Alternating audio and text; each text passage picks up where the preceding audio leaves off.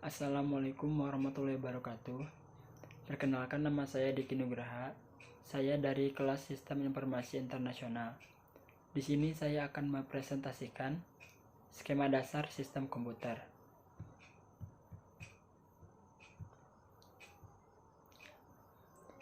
Komponen komputer. Sebuah sistem operasi memberikan segala layanan yang mengeksploitasi sumber daya yang dibutuhkan satu atau lebih proses kepada pengguna. Sistem operasi mengatur komponen-komponen pendukung sistem komputer seperti memori, modul ataupun device, dan komponen pembentuk lainnya. Perlunya memahami bagaimana sistem komputer bekerja untuk mengetahui bagaimana sistem informasi melaksanakan tugasnya. Prosesor.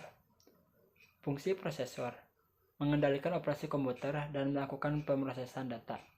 Prosesor terdiri dari 3 komponen, yaitu CPU or control unit, berfungsi mengendalikan operasi yang dilaksanakan.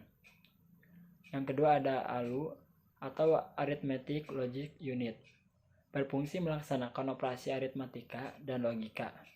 Yang ketiga itu register, berfungsi sebagai memori yang sangat cepat, yang biasanya digunakan sebagai tempat operan-operan suatu operasi yang akan dilaksanakan. Berfungsi mengendalikan operasi komputer dan melakukan fungsi pemrosesan data. Langkah-langkah yang dilakukan pemroses yaitu ada mengambil instruksi yang dikodekan secara biner dari memori utama, mendekode instruksi menjadi aksi-aksi sederhana, dan melaksanakan aksi-aksi. Operasi-operasi di komputer dapat dikategorikan menjadi 3 tipe, yaitu yang pertama ada operasi aritmatika, yang kedua ada operasi logika, dan yang ketiga ada operasi pengendalian. Register. Di dalam prosesor terdapat sekumpulan register yang berfungsi sebagai memori yang sangat cepat dan kecil kapasitasnya. Register bervariasi dalam jumlah dan jenis, tergantung pada rancangan komputer. Register tersebut termasuk akumulator, index register, stack pointer, general purpose register, ditambah kode information pada kondisi apapun. Contoh-contoh register.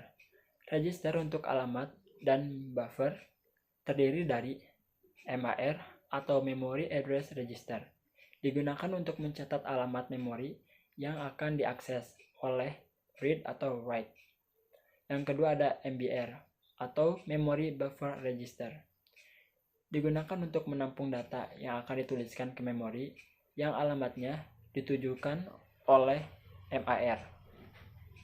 Yang ketiga ada IOR0 AR atau Address Register, digunakan untuk menampung data yang akan dituliskan ke port yang alamatnya ditunjuk oleh IOR or AR. Yang keempat ada AR atau Buffer Register, digunakan untuk menampung data yang akan ditulis ke port yang alamatnya ditunjuk oleh AR. Register untuk eksekusi instruksi terdiri dari program counter yang mencatat alamat memori di mana instruksi yang terdapat di dalamnya akan dieksekusi. Yang kedua ada AR, Instruction Register, menampung instruksi yang akan dilaksanakan. Terus juga ada memori. Memori berfungsi untuk menyimpan data dan program. Setiap kali prosesor melakukan eksekusi, pemroses harus membaca instruksi dari memori utama. Cache memory. Memori berkapasitas terbatas, berkecepatan tinggi yang lebih mahal daripada memori utama. Cache memory ada di antara memori utama dan register pemroses, yang fungsinya agar pemroses tidak langsung mengacu memori utama, agar kinerja dapat ditingkatkan. Buffering, bagian memori yang dialokasikan untuk menampung data yang akan ditransfer dari atau ke menyimpan. Buffering dapat mengurangi frekuensi pengaksen ke perangkat penyimpan sekunder, sehingga meningkatkan kinerja sistem. Modul diagram.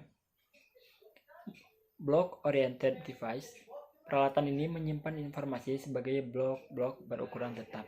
Ciri utama peralatan ini adalah dimungkinkan membaca atau menulis blok-blok secara independen dengan cara direct access. Contoh peralatan antara lain disk, optical disk, tape, dan sebagainya. Yang kedua ada character stream oriented device. Peralatan ini mengantarkan atau menerima aliran karakter tanpa peduli dengan suatu struktur blok. Contoh peralatan ini antara lain ada terminal, line printer, interface jaringan, dan lainnya. Interkoneksi antar komponen atau bus. Interkoneksi antar komponen disebut bus, terdiri dari 3 macam. Yang pertama ada address bus. Bus yang mengirim alamat lokasi memori atau port yang ingin ditulis atau dibaca. Yang kedua ada data bus.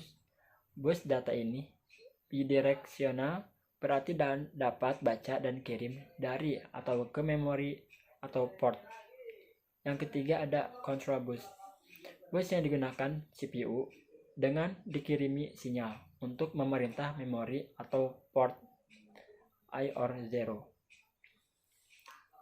Yang kedua ada interkoneksi antar komponen bersifat lanjutan. Untuk contoh mekanisme pembacaan, untuk membaca data suatu lokasi memori, CPU mengirimi alamat memori yang dikehendaki melalui bus alamat, kemudian mengirim sinyal memori read pada bus kendali. Sinyal memori read memerintahkan ke perangkat memori untuk mengeluarkan dan dapat lokasi tersebut ke bus data agar dibaca ke CPU. Untuk mekanisme eksekusi, proses satu instruksi disebut satu siklus instruksi atau instruction cycle. Yang kedua ada tahap pemrosesan instruksi. Fetch, prosesor membaca instruksi dari memori. Execute, prosesor mengedukasi instruksi. Ada mode eksekusi instruksi. Prosesor mempunyai beragam mode eksekusi, biasanya dikaitkan dengan program, sistem informasi, dan program pemakai. Mode dengan kewenangan rendah biasa disebut user mode, karena program pemakai biasa dieksekusi dalam mode ini. Mode dengan kewenangan tinggi disebut system mode, control mode, supervisor mode, atau kernel mode. Karena biasanya rutin-rutin, sistem atau kendali atau kernel dieksekusi dengan metode ini. Terima kasih. Sebelumnya, wassalamualaikum warahmatullahi wabarakatuh.